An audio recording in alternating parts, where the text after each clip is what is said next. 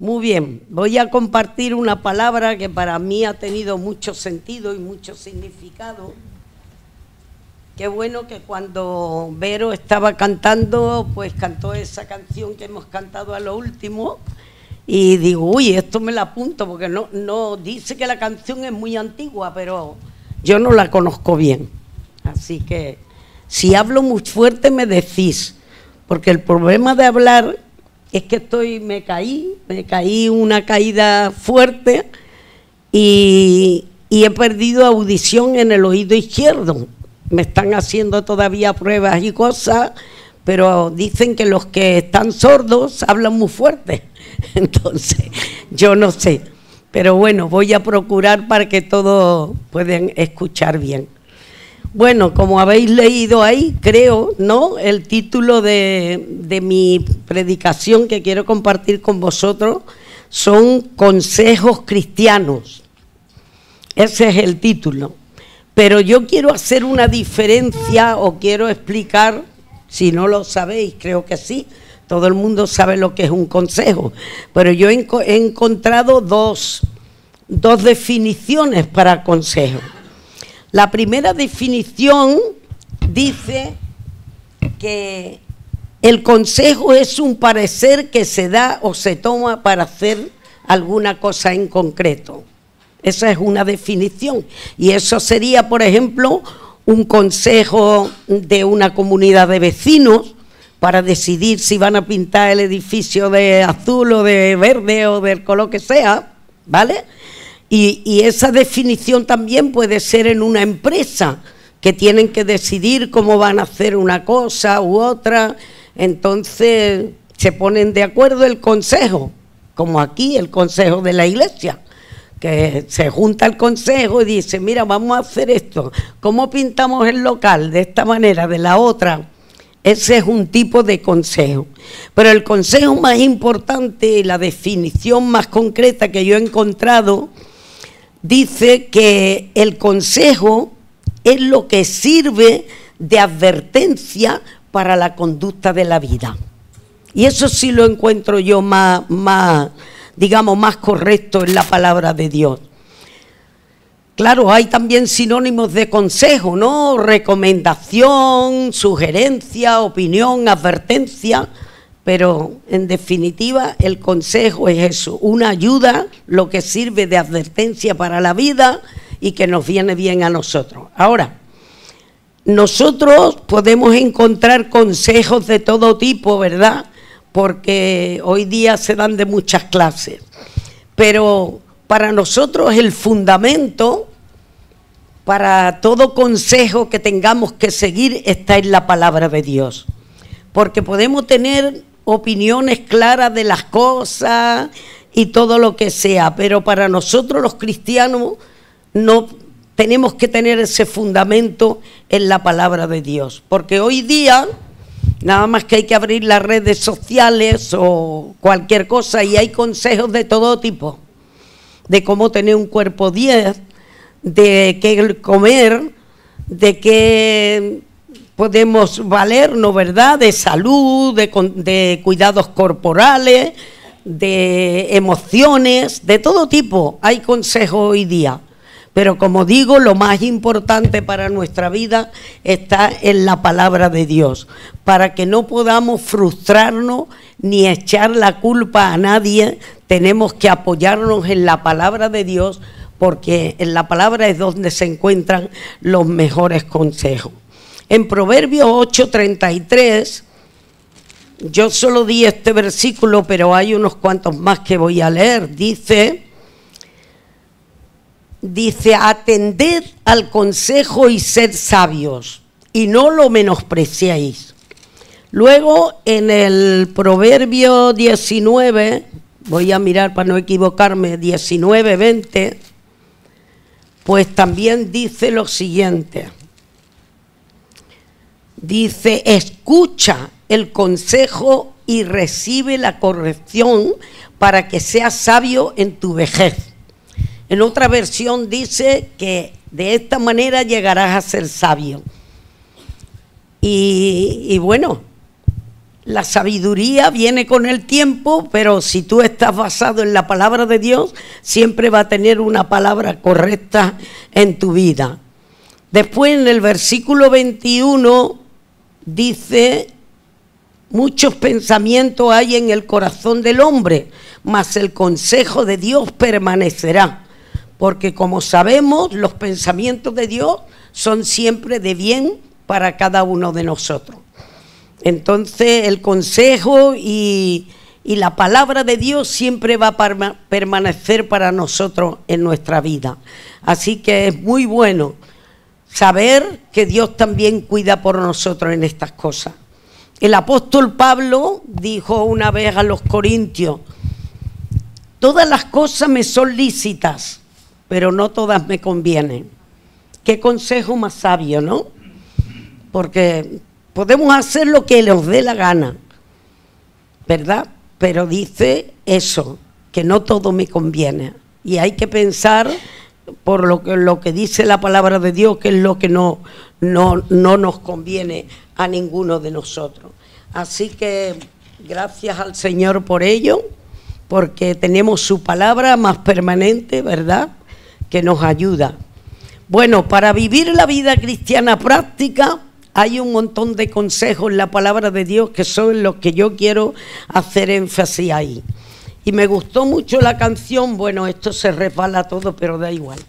La que dice la letra, ¿no? Me ha mostrado el Señor lo que es bueno y lo que pide Él de mí: hacer justicia, misericordia y ser humilde ante Él. Qué letra más preciosa de canción. Porque eso es el consejo, lo que nos ha mostrado el Señor para que hagamos conforme a su voluntad. Así que gracias al Señor por ello.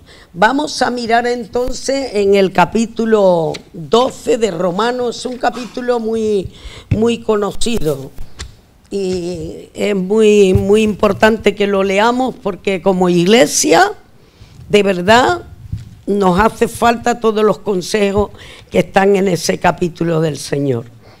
Así que dice la palabra: así que, hermanos, os ruego por las misericordias de Dios que presentéis vuestros cuerpos en sacrificio vivo, santo y agradable a Dios, que es vuestro culto racional. Eso es lo más importante a lo cual el Señor nos llama, ¿verdad? A presentar nuestros cuerpos, nuestras vidas, en sacrificio vivo delante de Él, en amor los unos con los otros, ¿vale? Y esta profundidad que hay en la palabra, la verdad que necesitaríamos mucho tiempo para profundizar ahí, y no vamos a estar aquí toda la mañana. Pero el Señor debe de tener el primer lugar en nuestras vidas, eso estamos hartos de escucharlo, ¿verdad que sí? Es el culto más razonable que le podemos dar al Señor, un sacrificio vivo. Y a mí me hizo pensar en los sacrificios del Antiguo Testamento, porque en el Antiguo Testamento pues tenían que hacer sacrificios, que todos son tipos de todas estas cosas que el Señor nos quiere mostrar ahora. Pero hay un salmo, creo que es el Salmo 118, no me acuerdo bien el versículo, pero dice lo siguiente: el Señor es Dios y nos ha dado luz. Dice: atad víctimas con cuerdas a los cuernos del altar. Y yo me preguntaba, ¿qué es lo que esto tiene significado para mí? Claro, cuando venían a sacrificar el sacrificio vivo, un cordero o lo que fuera al altar, tenían que amarrarlo porque el animal estaba vivo. Cuando entraba el fuego por debajo de esto, pues el animal se movería hasta el punto que podía escaparse. Por eso había que amarrarlo con cuerda a los cuernos del altar. A mí el Señor me tiene en su altar con sus cuerdas de amor. Yo no hago cualquier cosa, sino porque el amor del Señor me fuerza o me empuja a estar ahí donde Él quiere que yo esté. A veces nos cuesta trabajo, queremos escaparnos, porque el Señor nos pide cosas y decimos esto no lo hago, pero hay que hacerlo, porque por amor a Él tenemos que hacer todas las cosas. Dice el versículo 2, que no vivamos, dice, no os conforméis a este siglo, sino transformaos por medio de la renovación de vuestro entendimiento, para que comprobéis cuál sea la buena voluntad de Dios, agradable y perfecta. Siempre la voluntad de Dios para nuestra vida es agradable y es perfecta. A veces no entendemos, porque a mí me han sucedido cosas en mi vida y no he entendido el por qué ha permitido Dios esas cosas. Pero cuando miro retrospectivamente me doy cuenta que el Señor tenía un propósito con todo lo que ha acontecido en mi vida. Así que nosotros tenemos que cambiar nuestra manera de pensar y no andar como pasa en el mundo ahora, que hay tantos pensamientos nuevos, tantas modas nuevas, tantas cosas, ¿verdad?, que hoy día se ve mucha desobediencia, mucha ausencia de Dios, mucha idolatría, mucha mentira, muchas cosas hay que el Señor nos dice que no vivamos conforme a esas cosas, ¿verdad? Hay mucha murmuración, mucho orgullo, mucha desobediencia. Si leemos el capítulo 1 de Romanos vamos a encontrar ahí, pero una panorámica de todo lo que está sucediendo en la actualidad. Repasarlo, porque es muy interesante, capítulo 1 de Romanos, y lo viene ahí bien explicadito todo lo que pasa. Ahora, dice el versículo 3, digo pues por la gracia que me es dada a cada cual que está entre vosotros, que no tenga más alto concepto de sí que el que debe tener, sino que piense de sí con cordura, conforme a la medida de fe que Dios repartió a cada uno. Qué interesante, ¿verdad? Aquí no pasa, porque pienso yo que todos ya os conocéis muy bien y no ocurre, pero nadie debe creerse que es mejor que el otro o que, bueno, porque haga las cosas de diferente manera o lo que sea. Hay que pensar bien de todos los hermanos, ¿verdad? Y no creerse, no tener ese orgullo de decir yo hago las cosas mejor que ese, porque cada uno tenemos un lugar en la casa del Señor y donde el Señor nos ha puesto, ahí nosotros tenemos que dar fruto. Dios nos ha dado una medida de fe a cada uno, un don, ¿vale? Por ejemplo, yo no tengo don de la música, yo me pongo a cantar y yo grito, pero oído tengo, pero cantar bonito no, porque si no yo me ofrecería para cantar. Entonces yo eso lo reconozco, puedo hacer otras muchas cosas. Y en la iglesia del Señor todos tenemos un lugar y un sitio para desarrollar el ministerio que el Señor nos haya dado. Algunos dicen, no, yo no, que lo haga otro, no. Pero todos somos importantes en el cuerpo del Señor. Yo lo he dicho más de una vez. Mis dedos chicos, que ahora mismo está roto desde que me caí, que está todo torcido, pero el dedo pequeño para pocas cosas sirve. Pero desde que me lo rompí me he dado cuenta que sirve para muchas cosas. Una, que cuando me pica el oído, el que mejor me entra es este. Otro, que bueno, está deteriorado, está roto, pero tampoco me sirve para coger las monedas en el Mercadona, porque cuando cierro la mano, como no puedo cerrar se me va el dinero por aquí, ¿vale? O sea que el dedo pequeño es muy útil. Tú tienes un lugar en la casa del Señor para que Dios te utilice como Él quiera. Y si no sabes qué hacer, seguro que sabes limpiar el suelo. Y hacer un buen equipo con alguien que quiera ayudarte para mantener esto tan bonito como lo tenéis. Que yo me he quedado sorprendida. Yo me daba la vuelta por allí y menos mal que la hermana me vio pasar. Y cuando he entrado aquí digo, qué gozada, qué bendición, ¿no? Y eso es obra de todos vosotros, porque me imagino que no lo han hecho los pastores solos, que aquí todo el mundo habrá trabajado algo, aunque sea barriendo o recogiendo las cosas. Así que hay un lugar para cada uno de nosotros y un don. que el Señor te ha dado. Así que piensa con cordura, no te crees que eres el ombligo del mundo, pero trabaja y ayuda en la casa del Señor, porque eso es importante. Dice, porque no todos tenemos la misma función en el cuerpo, pero sí somos miembros los unos de los otros en el cuerpo del Señor, que es su iglesia. Y el cuerpo funciona contigo donde tú estás. Así que eso hay que fomentarlo y hacerlo.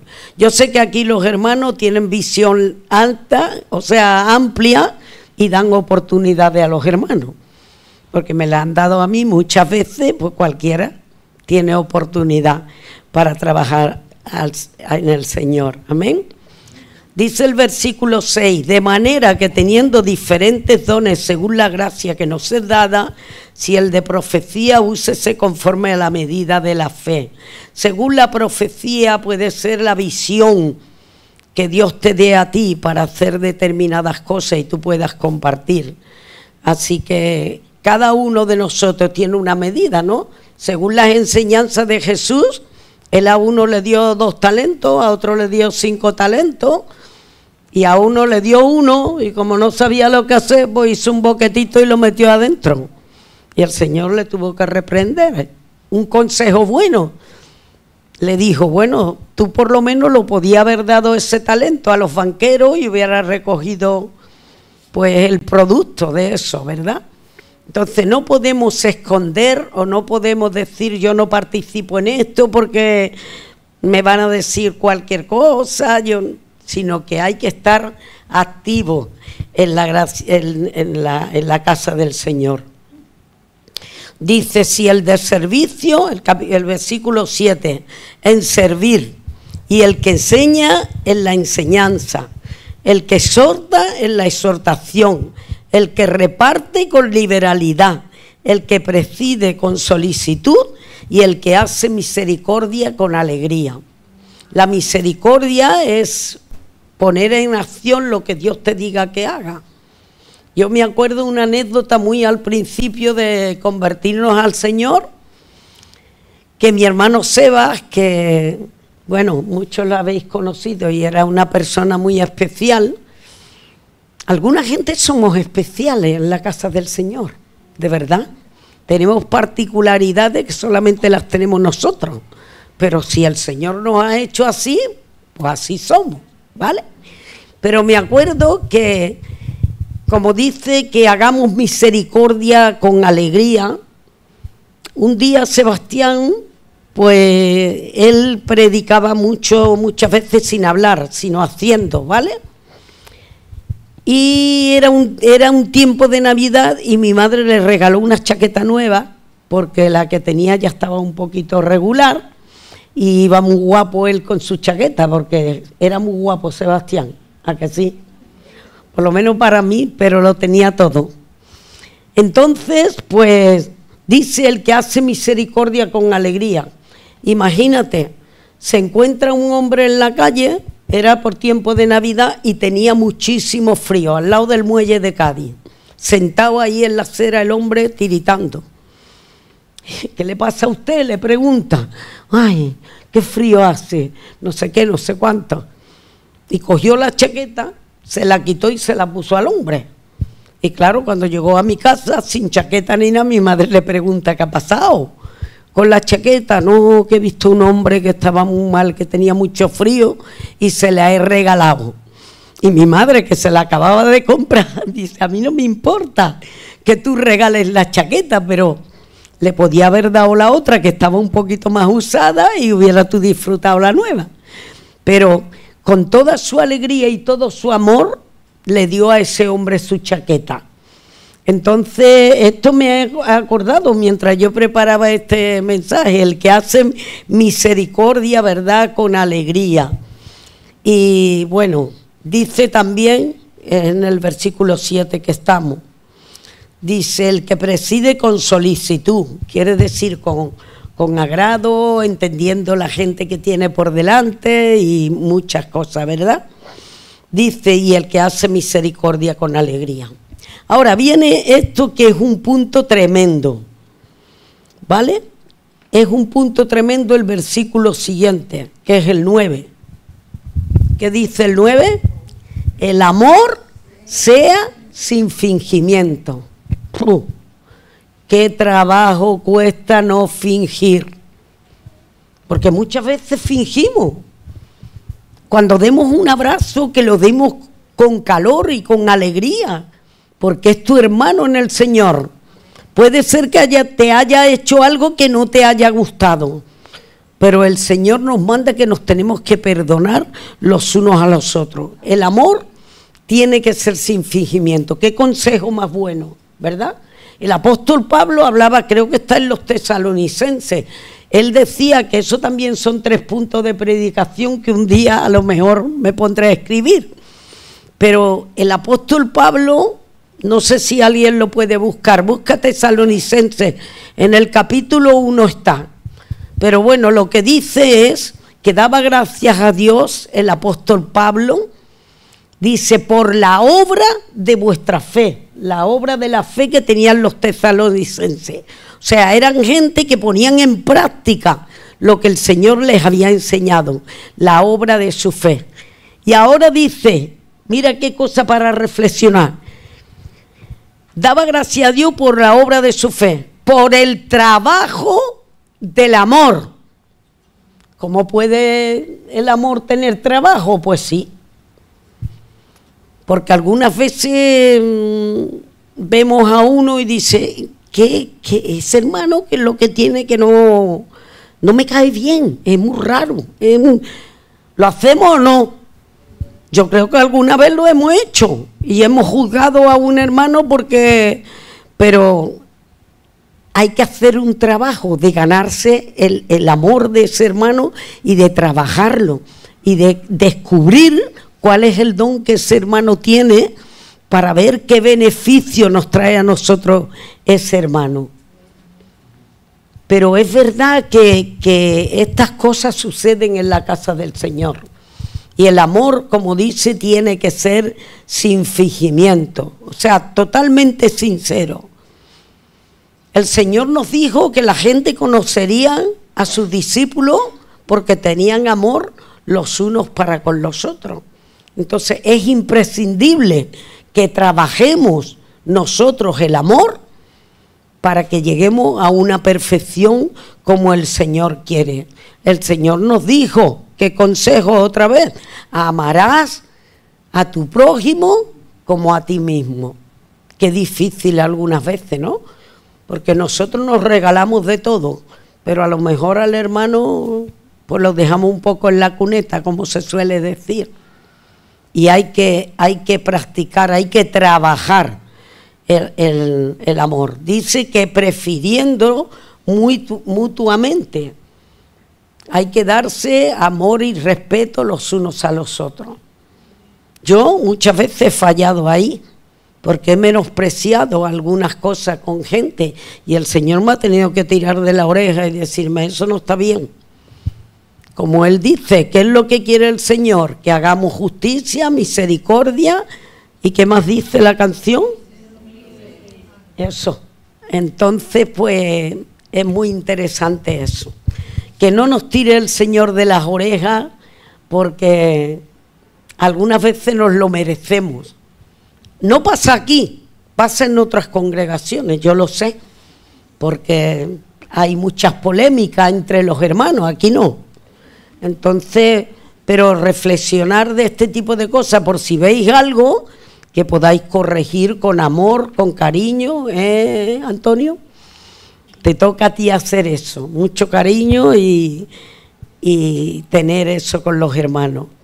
Dice el versículo 11, en lo que les requiere diligencia, no perezosos, fervientes en espíritu, sirviendo al Señor. O sea, que nos esforcemos en lo que hagamos para el Señor, no lo hagamos ahí a la ligera y ya está, sino que nos esforcemos para hacer lo mejor y lo que agrada al Señor. Versículo 13, otro consejo muy práctico. Dice, compartiendo para las necesidades de los santos y practicando la hospitalidad. Eso se hacía mucho al comienzo del Evangelio, o por lo menos yo me recuerdo de eso. Los hermanos te invitaban a la casa cuando terminaba el culto, pues decía, hermana, ¿quieres venir a mi casa a almorzar? Y claro, a mí muchas veces yo he hecho en falta eso. Yo siempre me dejo mi comida hecha, por si acaso. Ahora, si me invitan, digo, vale, pues mañana me la como, pero yo dejo mi comida hecha, por si acaso. Pero nos falta esa práctica hoy día en la casa del Señor, de apoyarnos de esa manera los unos a los otros. Entonces no lo dejemos ahí en el olvido, sino que hagamos ese tipo de cosas con los hermanos, ¿verdad? También la hospitalidad, que también se ha perdido mucho, mucho. Mire, hermano, yo os voy a contar una historia, a lo mejor no me voy a entretener mucho más, ¿eh? Estoy llegando ya a los últimos versículos. Pero me pasó lo siguiente.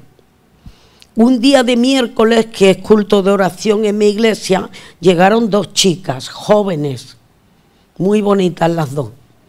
Y digo, qué raro que habíamos 4 gatos, porque ahora somos por lo menos 40 en los cultos de oración, que es una bendición de Dios.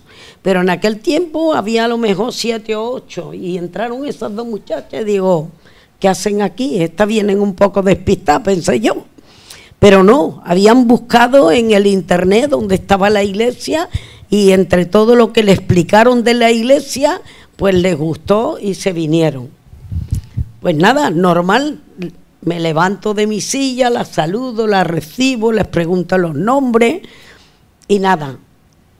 ¿Cuándo es el siguiente culto? Al domingo a tal hora, vale, empezaron viniendo. Cuando llevaban, no sé, una semana, no llevaban más, vinieron a 2 o 3 cultos. Yo las dejaba al regreso cerca de donde vivía una tía suya, y entonces pues ahí las dejaba y tuvimos ese contacto. Les di mi teléfono, lo propio.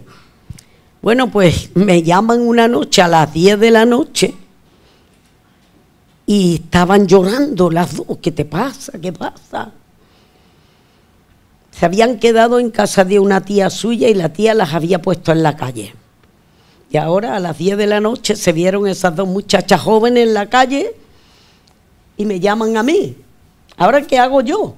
Porque en mi casa yo no tengo sitio para gente, solo tengo 2 dormitorios, y la mayoría de las veces viene mi hermano, que vive en Irlanda, y se queda en mi casa, claro.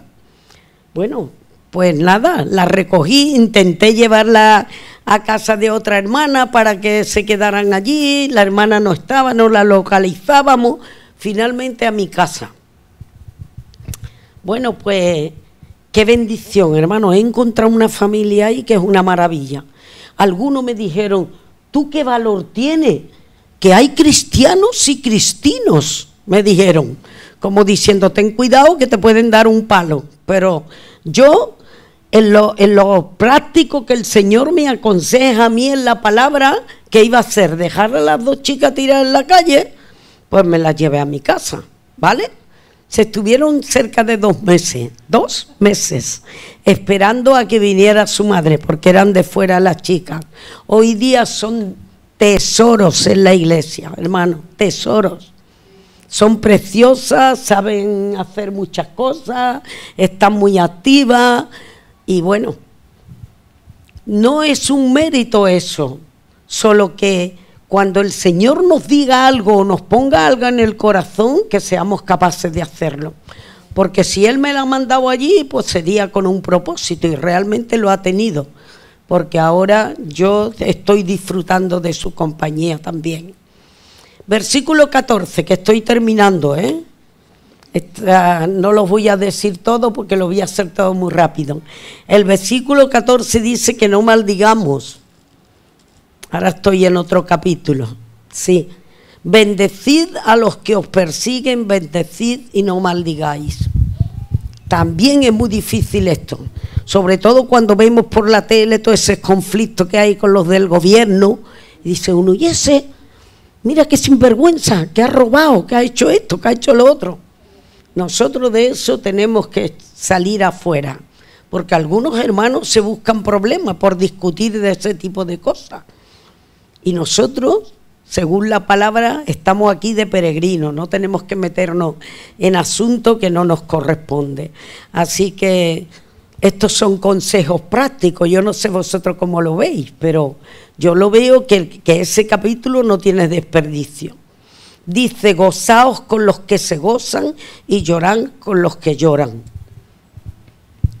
Eso es otra práctica que el cristiano debe de hacer mucho hoy día, porque hay gente triste incluso por la calle. Yo he parado alguna vez a alguna persona en la calle. ¿Qué es lo que te pasa? Otro día en el hospital me encontré una chica en la puerta de una habitación llorando un montón. Claro, cuando alguien llora, ¿qué puedes hacer? Y yo le digo, mira, perdóname, la apreté lo más fuerte que pude, le di un abrazo y cuando se calmó un poquito, entonces le dijo, oye, a lo mejor está pasando mal tiempo, pero el Señor te va a ayudar.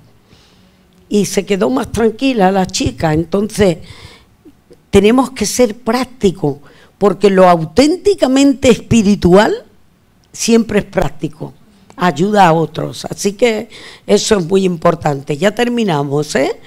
Dice, unánimes entre vosotros, no altivos, sino asociándoos con los humildes.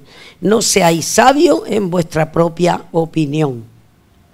Dice que el necio sabe, ¿cómo dice? Sabe más que muchos que le den consejo. Pues por eso es necio, porque se cree lo que no tiene. Entonces hay que tener un poquito de cordura en ese sentido y no usar ese tipo de cosas. Dice el 18, no, dice el 17, no paguéis a nadie mal por mal, procurar lo bueno delante de todos los hombres.